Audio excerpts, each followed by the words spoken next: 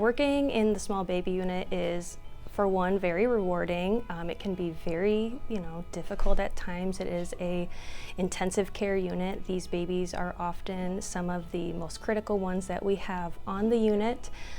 So we work together as a team. We utilize many different therapies, physical therapy, speech therapy, occupational therapy for babies, respiratory therapy, pharmacy. We use so many different members of our team. Of course, the neonatologists and nurse practitioners. So we're always collaborating together, and we're trying to also cluster our cares with them. So, as the nurse, if the baby is awake, we may let them know that the doctor can come see the baby now since they're awake. Or if the family is present, maybe they can come update them on the baby's clinical status or the plan of care. We just really try to work together as a team to provide the best care for these babies. I think that is one of the hardest parts as a parent, is seeing your baby in this different atmosphere. In a small baby unit especially, they are often hooked up to many wires and tubes and alarms constantly, IV alarms, monitor alarms. So getting them involved is really essential for the baby's outcomes as well. So we highly encourage skin-to-skin care, or we also call it kangaroo care, where they hold them chest to chest, both moms and dads. It's really beneficial for moms because it also helps with breast milk supply. So encouraging breastfeeding and breast milk production is also huge. We have them participate in containment with these infants, and handling. So like, say when I were to do an assessment of these babies, if the mom or dad can provide like a firm containing touch, that often helps these babies handle this noxious stimuli a little better, which also leads to better neurodevelopmental outcomes for the infant. Some challenges working in the small baby unit is that these babies are some of the sickest and most critical ones on our unit, often hooked up to ventilators, IV lines, and many alarms going off.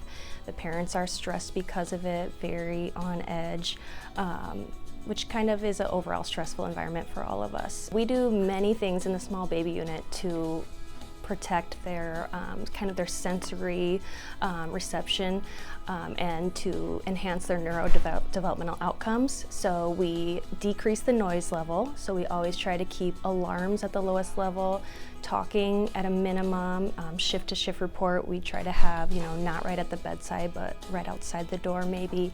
The light level is low, so we try not to shine direct light right on these babies. We cover their eyes with masks if we're doing a procedure or anything. We keep blankets over the isolettes, and overall we just have a little more dim environment.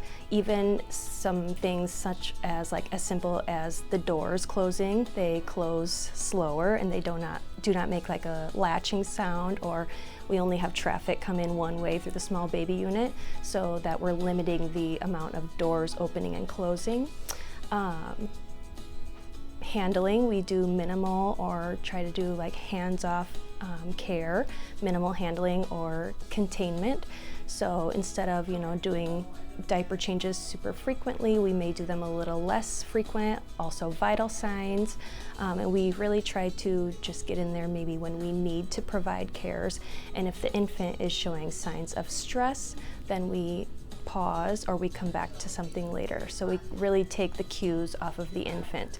But the overall environment of the SBU is quieter, darker. We try to imitate the baby still being in the uterus, which we cannot directly imitate that, but that is our goal. We all work 12-hour shifts here in the NICU, so we do care for them for 12 hours at a time. Sometimes they are paired with another infant, and sometimes if they're critical or sick enough, they will be just a one-to-one, or even sometimes two nurses to one baby if needed. We also do primary nursing. So a primary nurse is somebody that most shifts, if it works out, that nurse will be assigned to that baby. And it's really beneficial for the family and the baby. The family grows and makes a connection with those nurses, and the nurse really gets to know the baby's cues and can sometimes even spot things that may be a little abnormal for the baby, and they can kind of recognize those things first, just because they know this is abnormal for this baby. So we really try to do primary nursing, and then when they kind of graduate out of the SBU, we also follow them out into our regular NICU beds, and then we follow them until discharge home as well. There are many rewards to working in the small baby unit.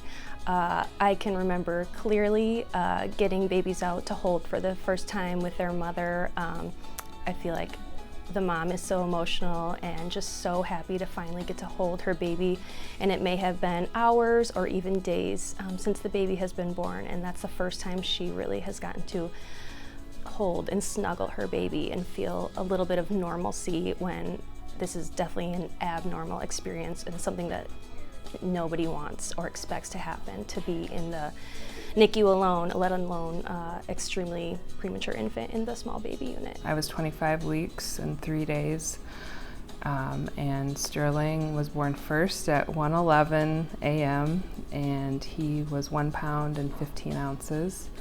And then Emery was born at 1:59 and she was 2 pounds 4 ounces. I just remember seeing their little hats, and then lots of wires and tubes and, you know, the incubator. And other than that, it was just like very, very overwhelming and emotional. I would say the first time I felt like I was a true parent was when I got to do skin to skin kangaroo care.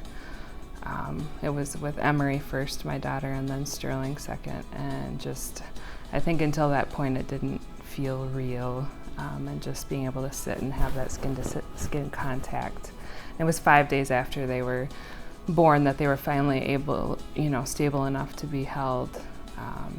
And that's when I just, like, I remember breaking down emotionally and just being a mess, but at the same time feeling this like love and connection. The things that made the biggest impact for our stay was, I think, the connection with the staff. I think that was really, really, really important. And then just the little positivity, being able to focus on, oh, they gained, you know, grams, not even ounces in a day, or they went to the bathroom. Like just the littlest things, or they were able to take their whole feed, focusing on the positive,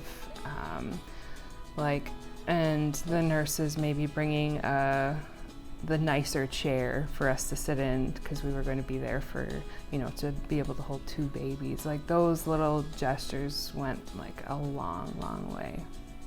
I think the environment in the small baby unit made all the difference in the world. When they were first born, they were in the main pod, and then within the first couple of days, the small baby unit was opening up and we moved into there, and it was a totally different experience. And I think it was very appropriate for, you know, the tiniest of the tiny, like that really needed all the focus and like complete quiet and dark and minimal movement. I think it was so important to mimic the womb as much as possible. So I 100% believe that they are where they are today because of how that started. Our story kind of started at, my water broke with Michael. He was baby A at 21 weeks, and then they sent me home to kind of wait, and then at 24 weeks I was hospitalized to wait for their arrival, and then at the morning of 26 weeks and 3 days, Michael's cord prolapsed, causing an emergency C-section. So they rushed me into surgery, took them out, and started our NICU journey. When I came to the NICU for the first time and saw my babies, I was terrified, to be honest with you. They were so small. They were the smallest babies I've ever seen. Michael was intubated, so seeing, you know, that tube come out of my baby's mouth was scary. But also the overwhelming love, you know, for seeing my babies for the first time as a mom, was just indescribable, to feel all of those mixed emotions at the same time. So to get primary nurses, and we actually ended up with 4, 2 on each shift, 2 daytimes and 2 overnights, and they took care of both boys together, because they were kind of a package deal, I guess. And so, yes, we did end up with primary nurses, and it was probably the most beneficial thing that I think we could have done, because there were a few times that the nurse had just said Michael was just off, and his vitals were fine and he looked fine, but the nurse goes, something's just not right. Sure enough, they ran tests and he was getting sick, and so they were able to start the antibiotics right away, and I believe that saved his life every time that happened. If we would not have had a primary nurse, I don't think that they would have caught that he was just not quite right. And so I absolutely believe 100% that primary nurses are essential, especially for the long-termers that are in the NICU for quite some time.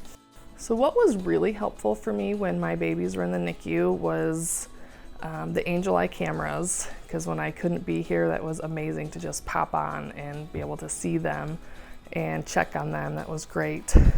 And another thing that was really amazing for me was all the cuddlers and the volunteers they had that were able to come in and just love on my babies and cuddle them and hold them when I couldn't be here. I know that made a world of difference for them, and it made me feel better.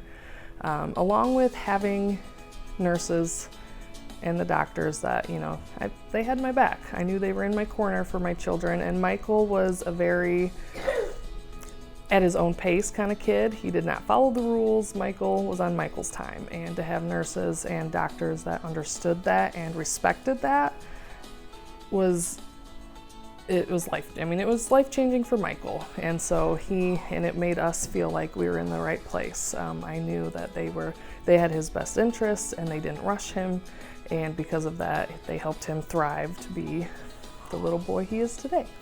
I do believe the small baby unit was conducive for growth and development. They kept it very dark and very quiet to help mimic the womb, and it was very peaceful, as peaceful as it can be in a hospital. I do believe that was very beneficial, and especially the early days and weeks. For new nurses coming to our unit, first of all, they go through an extensive orientation program to care for our NICU patients, and then after 1 year of experience on our unit, kind of after they lay more of a critical thinking foundation, then they can begin the small baby unit training. So after a year, and once they complete that, then they are also able to take care of these smaller infants, the infants born less than 32 weeks, and be part of our small baby unit. I would also, want them to know that it's such a fulfilling job, that they're going to make a difference every day in people's and families' lives, and it's really, really rewarding to be part of that journey for people.